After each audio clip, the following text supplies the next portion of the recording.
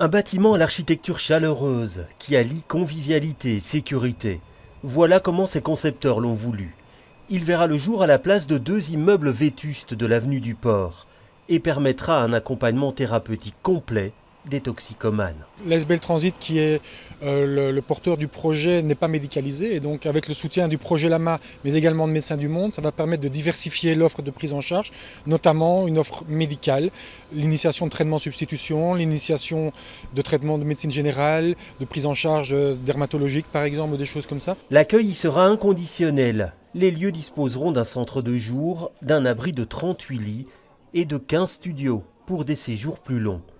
Et tout a été pensé pour en faire un espace accueillant. Le bâtiment contient pas mal de terrasses et à l'intérieur, dans le noyau, il a son propre court-jardin.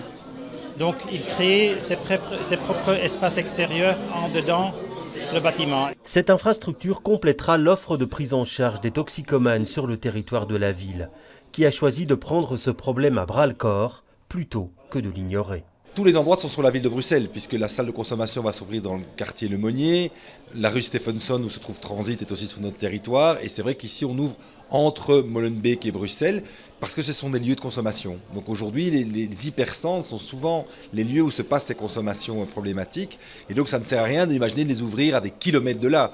Les usagers de psychotropes ne vont pas y aller. Reste à voir si les riverains seront convaincus par cet argument dans un quartier en plein redéploiement. Le projet, qui coûtera plus de 12 millions d'euros financé par la région, n'en est qu'à ses débuts. Son ouverture est annoncée à l'horizon 2026.